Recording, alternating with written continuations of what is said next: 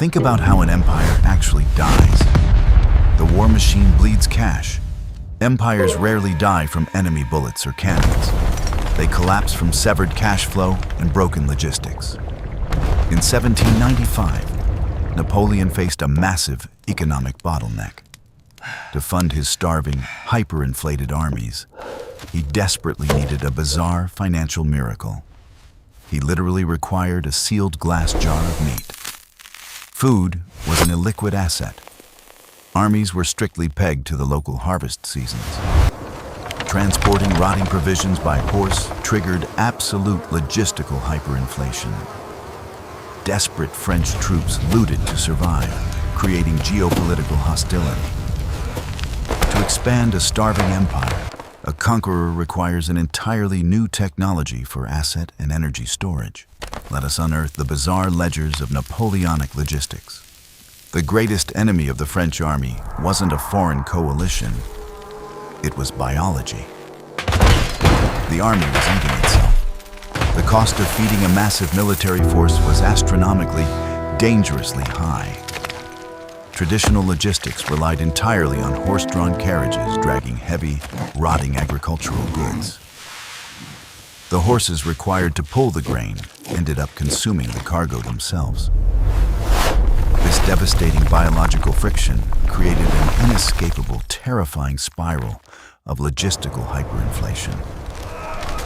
Before the modern era, military expansion was strictly capped by the brutal biological limits of agricultural decay. The soldiers were perpetually starving. General Napoleon Bonaparte faced a critical, insurmountable obstacle to his imperial expansion. Because supply lines were economically unviable, his armies were forced to live off the land. They ruthlessly stripped foreign farms and villages to maintain their daily caloric intake.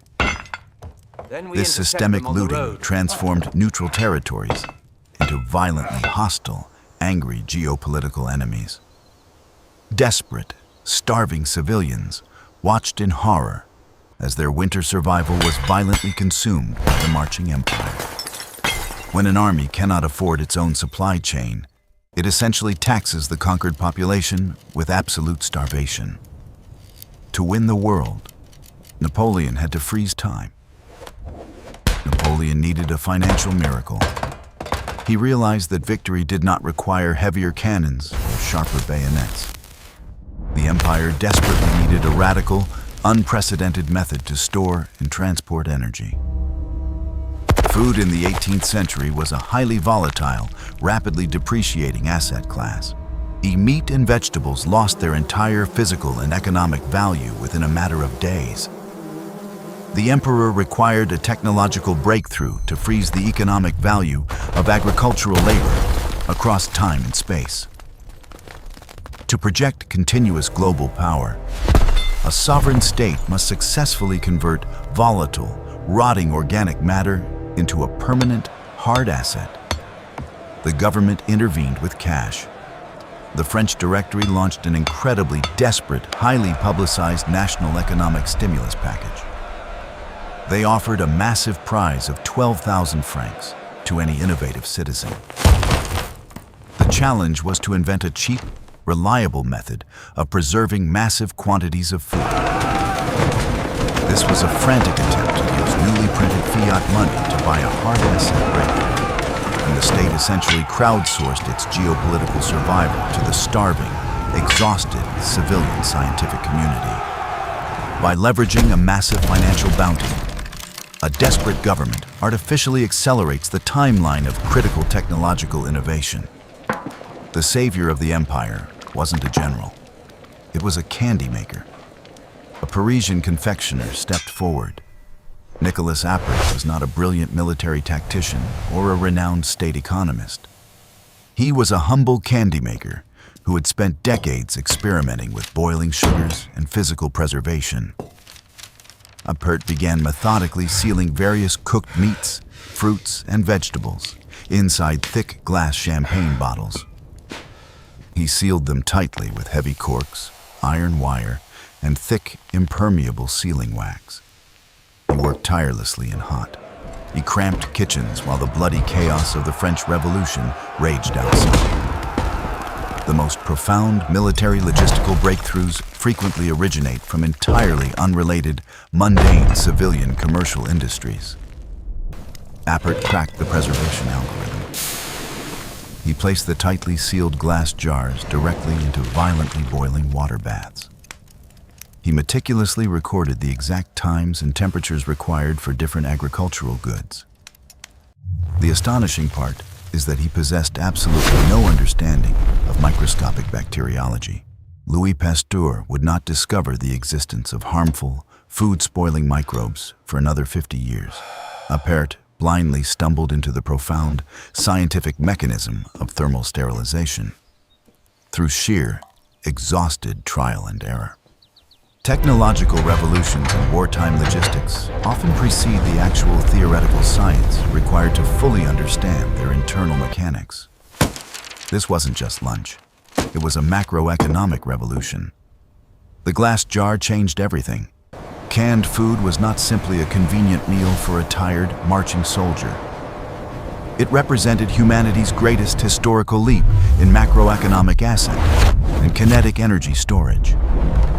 Appert successfully compressed the massive caloric value of a sprawling golden wheat field into a tiny, transportable container. The jar completely halted the biological depreciation of the vital, life-sustaining agricultural asset. A fragile glass bottle effectively captured the grueling physical labor of a peasant farmer, preserving it indefinitely. Transforming a depreciating organic resource into a stable, long-term asset fundamentally rewrites the economic speed limits of an empire. The military economy was revolutionized. The 12,000 franc stimulus payout proved to be the greatest investment in French history. The state rapidly established massive, industrial-scale processing factories to churn out the sealed glass jars. These factories represented the sudden, explosive birth of the modern, billion-dollar food processing industry. The French military supply chain was no longer desperately tethered to the unforgiving autumn harvest cycle. Generals could now warehouse massive stockpiles of highly nutritious, life-saving calories for their men, years in advance. When an army achieves true caloric independence, it successfully untethers its strategic ambitions from the restrictive cycles of nature. Each jar was a powerful battery. It held a massive, concentrated dose of kinetic energy ready to be instantly deployed. This new system completely eliminated the terrifying hyperinflation of the traditional, horse-drawn agricultural supply lines. The military budget could finally be stabilized and accurately projected into the distant geopolitical future. Troops no longer wasted precious daylight hours violently foraging and hunting in hostile foreign territories. The agonizing, systemic starvation that previously plagued the exhausted French infantry was virtually eradicated overnight. The objective remains the same. A stabilized, predictable logistical network is the absolute, unshakable financial foundation of any successful global military campaign. On paper, the empire was completely invincible. The financial illusions looked perfect. The cost per calorie to sustain a marching infantryman had plummeted to unprecedented, historic lows. French accountants confidently signed off on massive, continent-spanning military campaigns that were previously deemed impossible. The government believed the cash stimulus had officially bought them the keys to absolute global dominance. Every single glass jar securely packed in the supply wagons represented a tangible, physical manifestation of state power. The civilian populace celebrated, completely unaware that the fragile nature of their miraculous invention was about to cause unimaginable suffering. When military logistics rely entirely upon a single, untested physical medium, the entire empire balances dangerously upon a razor's edge. Retreat! Sound the retreat! The French army marched incredibly fast. Thanks to the caloric cash flow in glass jars, they never stopped. They did not need to pause for the autumn harvest or hunt. This lightning-fast marching speed allowed Napoleon to shatter stubborn European alliances. The enemy was completely unprepared for this continuous, relentless, kinetic movement. The preserved meat allowed exhausted infantrymen to fight deep into the freezing winter. A self-contained portable supply chain grants an invading force the terrifying macroeconomic advantage of uninterrupted momentum. But physics always collects its debts. But the logistical reality was fatal. The disastrous Russian winter campaign of 1812 finally exposed the critical flaw. Glass is a terrible, highly volatile asset to transport to a battlefield. It is extremely heavy and incredibly fragile under intense physical stress. Muddy, unfreezing roads violently shattered tens of thousands of delicate glass jars. Hundreds of thousands of freezing French soldiers starved to death in the bloody snow.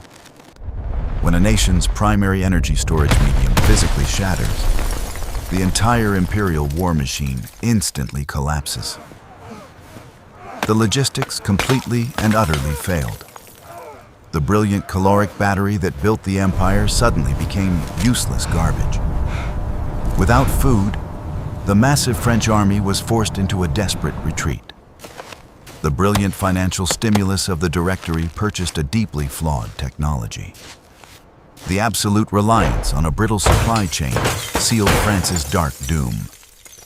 Desperate men resorted to horrific, unspeakable acts just to survive the agonizing, freezing march. An empire that gambles its survival on untested, fragile infrastructure will inevitably finance its own destruction. And while France shattered, their greatest rival watched, learned, and adapted. The British ruthlessly copied the technology. France's greatest geopolitical enemy recognized the immense power of preserved food assets. The British Empire brilliantly optimized the fragile invention using their industrial might.